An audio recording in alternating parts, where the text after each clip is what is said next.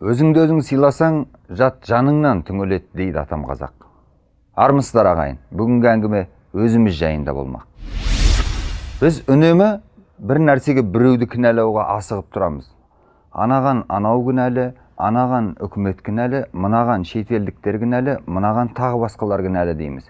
Бірақ айналып келгенде ең бірінші барлығына өзіміз кінәлі екенін түсінгіміз келмейді. Қарапайым мысал айтайын. Біз дастархан басында отырғанда жемқорлық жайлы, парақорлар жайлы жиі әңгіме айтамыз.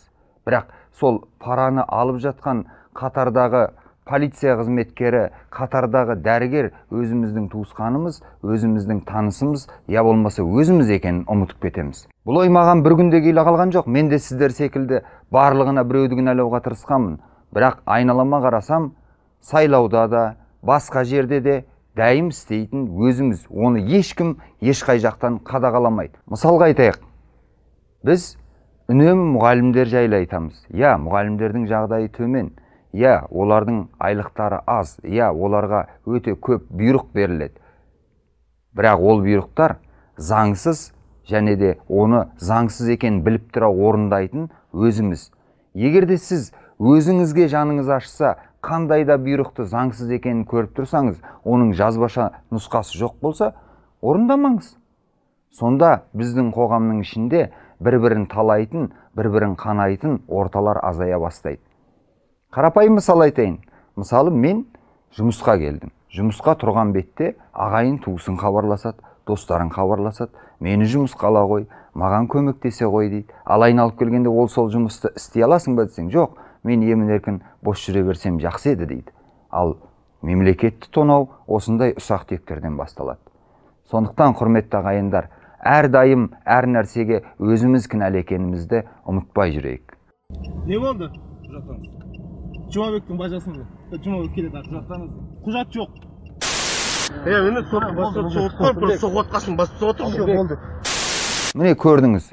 Мысалы, дәл жаңағы полиция қызметкері біреудің туысқаны, біреудің әкесі, біреудің күйеу баласы, біреудің жездесі деген сияқты. Егер оны туысқандары әрбір ортада отырған сайын, «Ей, сен парақор болма, сен неге парақорсың, сен неге осындай әділетсіздік жасайсың» деп миын шұқи беретін болса, ол еріксізден түзелмей қайтсын. Мінеки, мына бейне жазбадағы айғайлап отырған қарындасымыз, бауырларымыз, олар да біздің туысқандарымыз, олар да біздің таныстарымыз. Егер осындай видеоны көргеннен кейін оның әуелі ата-анасы, сонан кейін туған туысқандары, «Ей, мұның не? Сен бұлай неге істейсің» деп күнде миын шұқи беретін болса, оның да түзелетініне менің ешқандай күмәнім жоқ. Сондықтан қадірменді ағайындар, мемлекетті түзету ол тек қана отырып алып біздің айғайлауымыздан емес, ол алдымен өзіміздің айналамызды тазалап, өзімізді түзетуден басталу керек екен. Они такие помещены, разложены на столе. Купюра достоинством 10 тысяч. Нет ничего. Міне, осы пара алатын адамдардың ағайын туысының барлығына айтсаң, біздің туысқанымыз жазықсыз, оны патыстап ететті деп бәрі артқа қашуға құмар болып тұрады. Ей, ағайындар, егер де біздің ортамызда пара алмайтын, туған туысқандарына шынымен жүрегімен жан ашитын, ақшамен емес, қалтамен емес, жүрегімен жан ашитын адамдар болатын болса, ал оларды ағайын туысқандары шынымен солай жақсы көріп, түсініп, қолда барға қанағат, қалғаны ұрпаққа аманат дейтін болса, қоғам түзелмей қайтсын. Енді мынаны қараңыздар.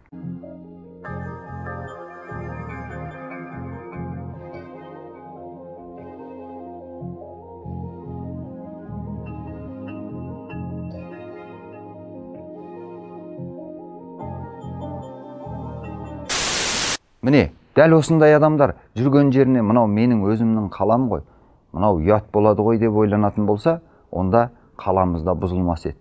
Тіпті қарапайым құрылыс салатын, құлап жатқан үйлерді салған құрылысшылар ең алдымен біреуге пара беруде емес, өзінің қалтасын қампайтуде емес, ең алдымен осы үйде адамдар тұрады. Ертең бұл үйде менің де туысқаным тұруы мүмкін ғой деп ұятымен, арымен салатын болса, онда жағдай мүлдем басқаша болатын еді ағайындар. Біз сайлауға өкпелейміз. Сайлау әділетсіз болды, сайлауда әділетсіз болды деп. Енді қараңыздаршы, мына сайлаудағы әділетсіздіктер жасап жатқан әкім емес қой, министр емес қой, өзіміз қой.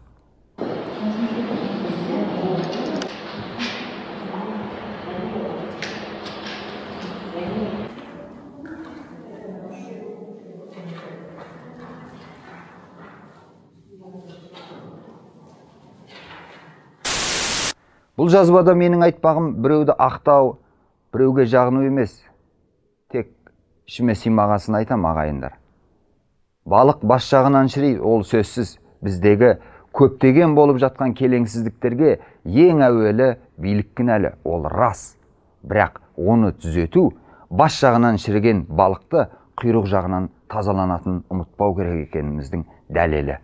Әрқайсымыз өзіміздің әулетімізді, өзіміздің отбасымызды, өзіміздің ағайын туысқанымызды түзетуге тырысатын болсақ, мемлекет түзелу керек.